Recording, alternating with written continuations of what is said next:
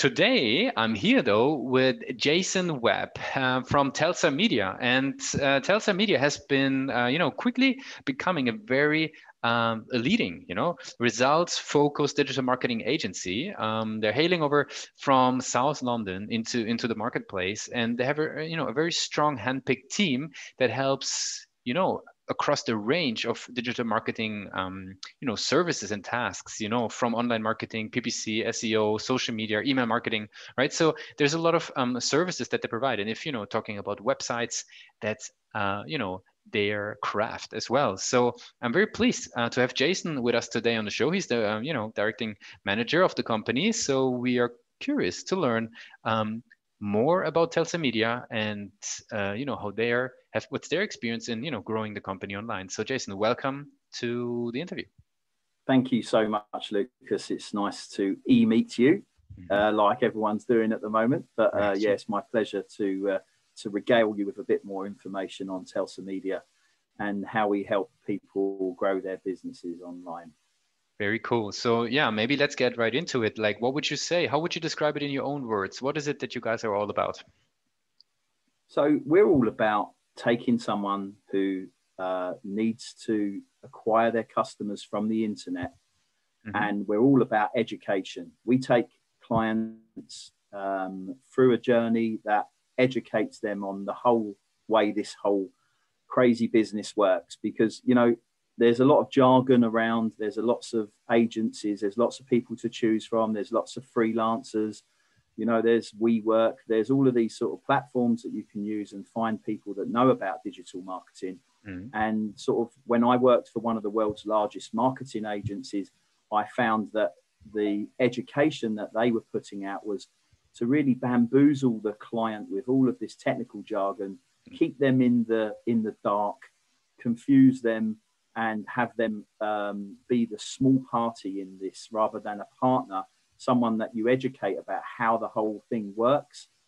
And when you have a relationship based on mutual trust and mutual knowledge, great things can be achieved. And so we're educators, really. We educate our clients from a perspective of how this whole digital world works. Super interesting.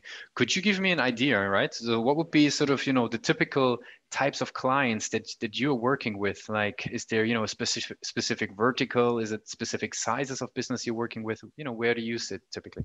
It's a great question. I mean, as we're growing as a business, we're finding we're being approached by large corporations to help with their digital marketing needs.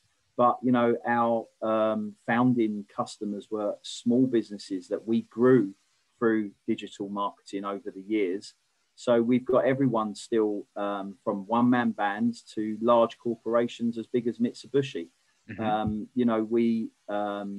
We focused purely on helping businesses grow their online business, and particularly with the focus of lead generation. So, if that's working, they're growing as a business. So, we've taken some very, very small businesses and grown them into multi-million-pound businesses. So we're proud of that. Very cool. Working with these types of businesses, obviously the question arises a little bit, how Telsa Media what is the journey that somebody would be going through in order to learn about Telsa Media? In other words, like what would be the top client acquisition channels from your perspective for the agency in itself? Yeah, I mean, from our perspective, what we do is we want to learn about their business and the business vertical that they're in, and look at their competitors and understand what journey they've gone through. So everyone is in some sort of food chain, unless you're in the Amazon business and you may be at the highest level, or Apple or something like that. So everyone's at some point in that journey. And, some have reached the highest points, but others are in the mid, some are in the low. So we go out there and we understand where they're at and where their competition are at, and, emulating great things that are happening in the market that are sort of ahead of the curve or on the curve is really the key to growing someone's business, and we're not too proud to copy someone if they're doing something. I mean, that's the great thing about digital. At a few presses of a key, you can find out exactly what your competition is doing. And, in the old world of offline, advertising, it was very difficult to do that. You know, you might have to look through 100 publications to see what someone's advertising strategy is. Nowadays, we can scrape exactly what it is. Very good. Okay. We often hear the cobbler's shoes example. Like, what's the main ways people hear about Telsa Media? Like, what's the strategies that work for you guys? Yeah, well, the old adage of recommendation is the most powerful key to doing business. I mean, we're not sort of a massive agency where we have tens of millions of pounds of advertising budget to acquire our customers. We really focus on producing great results for the clients that we have, and just through word of mouth we acquire more and more clients, because if you're working with a business of a reasonable size, their friends, their family are business people, and if those people see the evidence of their lifestyle changing, they're going to be asking questions. How are you bringing this revenue in? How are you acquiring this new holiday villa? How are you buying that £350,000 Rolls Royce? Oh, well, how are you growing your business? They're going to ask those questions, and that's been the sort of successes that we've got, of just being through word of mouth, and people have gravitated towards the success, really. Very good. And what would you say, which role does the website play, Telsa Media's website, in for that sort of, journey that somebody's going through? I would call the website the hub of any business, that the communication, the personality, the narrative of that business, what they really want to say. And, for someone to find a resource to look for. So we're very big on blogging. We're very big on content on our pages. So, I would say a website is really a reflection of you as a business, your personality. We're fun. We're not very serious.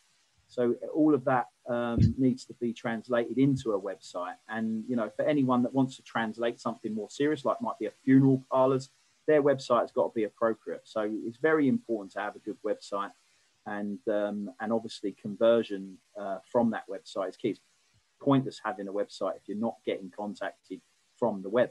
And obviously having decent landing pages for the services that you're offering is key as well. Yeah, so Jayson, definitely, guys who are listening, and Jayson definitely he's giving us some very nice fun little animations on the website. If you head to telsamedia.com, you will see there's some very timely cute social distancing animations on the page. So very cool. So Jayson, I would be curious, what would you consider the strength of the website at the very moment? Is it the ability to convert leads when they're on the website? Is it the the quality of the leads that it provides for Telsa? Is it the experience? Where do you see a strength? Yeah, I mean, our strength really lies in the ability to turn someone's business into an online business. And the website is the starting journey for them to look at our services, understand what our services, look at our reviews that, come from various sources, and engage with us. Now, we do get lots of inquiries from the internet that are totally the sort of business that we want and we want to engage with, and other people that contact us perhaps aren't so suitable. So, the website is the hub. It's a filter really for what we want and what we don't want. And, we're happy to engage with anyone at all. But, typically the website is the starting journey for that. Very cool. On the flip side, where do you see room for improvement, right? People, I think one common theme in the interviews and Pathmark is always, everybody always has, something that they want to improve on the website. Where do you see room for improvement? Absolutely. This is something I say to my clients. So you cannot apply that rule to my clients and not to myself.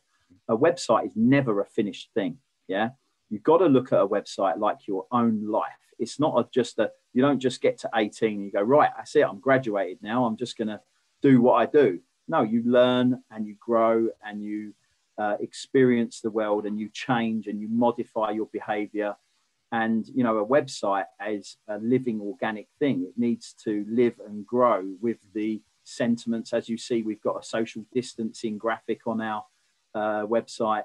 We need to adapt and change. And, I might want to regale you with a great quotation that I heard many years ago, and I always use it with my clients, is it's not the strongest that survive or the most intelligent.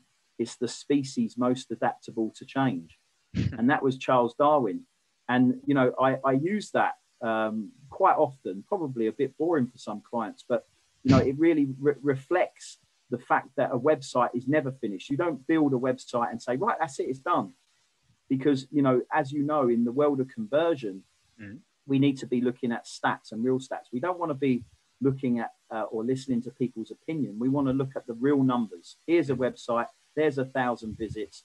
What's the conversion rate? And if the conversion rate is possible to be improved, we need to change that website. That's how it works. Very good.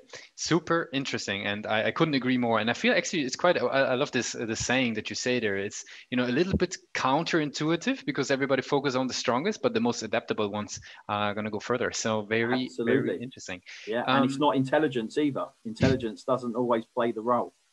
And I'm testament to that. I'm not a clever guy. I just keep chipping away in the direction of the place I want to chip. Pretty cool. Great. Maybe you can tell us a little bit about, you know, the structure of Telsa Media. Like, you know, how is sort of sales and marketing organized for you guys? Yeah, very, very interesting. So we've got lots of agency partners. So we do work with lots of other agencies. They find they're not so well resourced in some of the services that we offer, particularly SEO and website design, pay-per-click management, social media management, social media campaigns. So something that is published on our website, but people seem to not see, is that we have our own offices in India. So we started the office out there 4.5 years ago, and it's grown and grown and grown. There's somewhat 35 staff full-time in our offices in India, and they take care of all the technical capabilities of campaigns and website designs and stuff. And then the UK office takes care of anything to do with content. We love our Indian team with a passion. Even the ones that have got degrees in English are not great at writing content. So we keep that side of it separate. And then obviously the sales and the administration is for all here in the UK.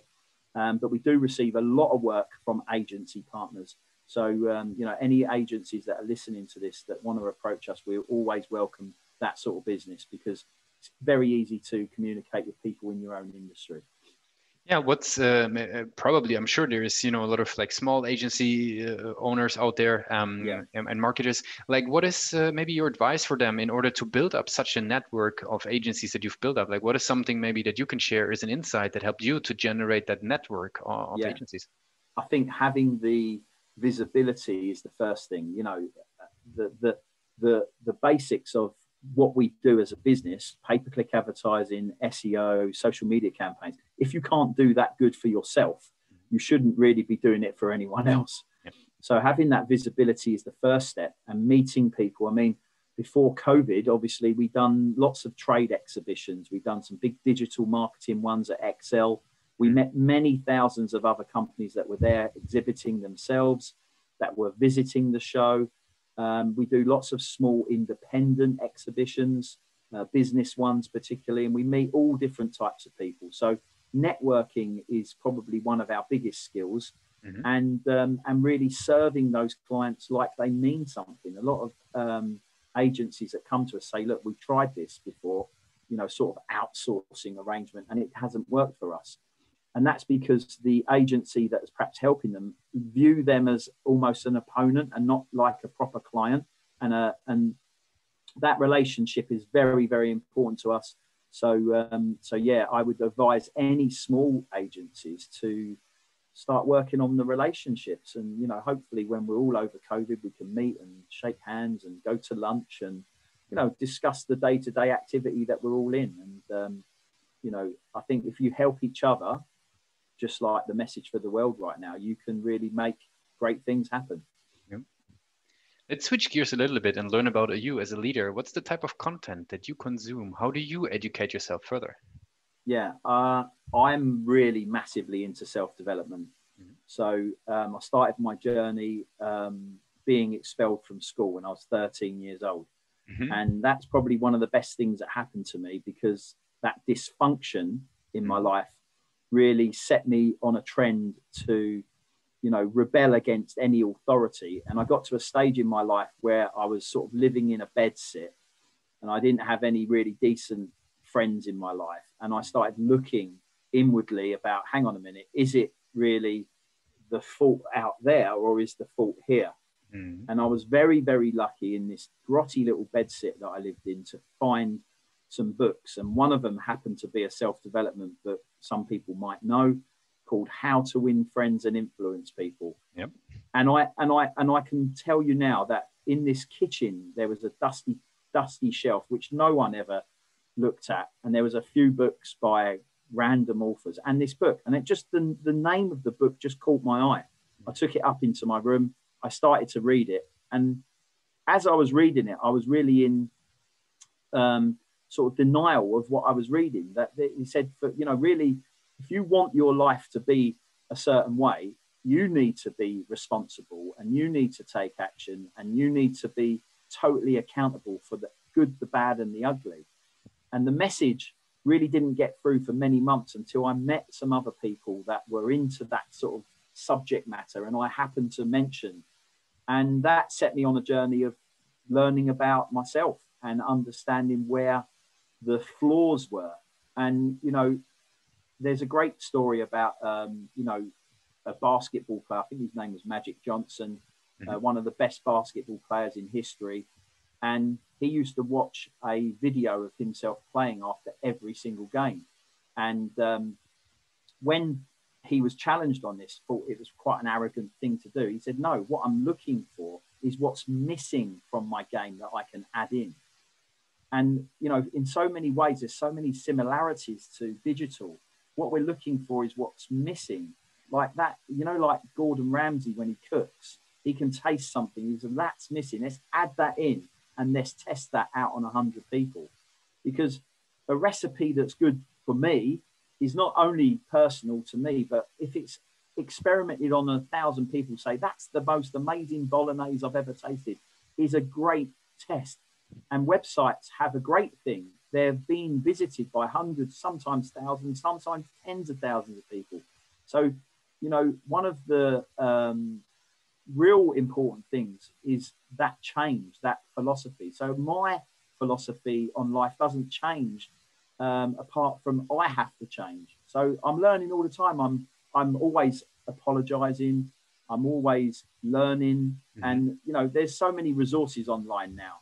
We don't need to sit here in this podcast and, you know, and say, well, where can people go to learn about themselves? You know, there is hundreds and hundreds of resources. Exactly. And I would just say, just like the Buddhists talk about, the journey is the first step. You know, take that first step, buy a book that you don't know, read it. You know, if it doesn't speak to you, put it down, maybe pick it up again in a few months' time. Just keep learning, and eventually you will learn something about yourself that you didn't know. And then obviously when you get a bit more mature, like myself, I'm 52 next week, you might want to impart that knowledge on other people and make a difference in the world. And that's true for my relationship with my clients. You know, I've shared tears with them, I've shared joy with them, I've shared the good times, the bad times, and like what's going on right now, having empathy. You know, I never had any of that, and I got that through self-development. So, yeah. Very cool. Yeah, since we slowly coming to an end of the interview, I want to ask you, you know, one question that I really love to you know, get an answer from business leaders just like yourself, especially the ones, you know, with a very interesting journey towards their place. I would be curious, right? If today would be the very first day you're starting Telsa Media, what would be the one advice that you would give yourself? It's a great question. I think that the hesitancy most people take in any decision is probably the thing they should be doing. You know, it's like taking that action, you know, doing the things that perhaps they fear the most. Speaking to people, you know, like one of the things like, you know, that I struggled with was how maybe bigger businesses would view my advice when I picked up the phone to them. How having that chat with an agency that I wanted to do business with would view me. Who are these? Who are these people? What do they know? You know, whereas, you know, having the doubt being seeded in all of your actions is probably true for everyone in every level of life. But one of the miracles is like just getting on the aeroplane when you don't want to. And so therefore, I think having the sort of like, not intelligence, but the level of knowledge about yourself and leaving that at the door and just doing it anyway, you know, is like, that's really the bold thing to do. And you don't know what that door's going to be on the other side. And so I would just say that any hesitancy, forget it, just do it anyway. And you'll see what unfolds from that. Some good, some bad, you know, you can't guarantee what's going to be on the side of it. But if you don't make that call, or you don't open that door, if you don't go and take that action, you won't know what's going to happen. A lot of very practical insights there from Jayson. Jayson, I really appreciate that you took the time to be with us on Pathmark Presents today. I want to give you the very last word. If people would forget what we discussed today, what would be the one thing that they should remember about Telsa Media? We care because we educate our customers on what this digital space is all about, and adding benefits to every single step of that journey and creating the relationship that lasts, rather than we think about our clients as a pound note. They're not. They're real people, and their businesses really matter. Thanks for being part of the show. You're welcome. Thank you so much.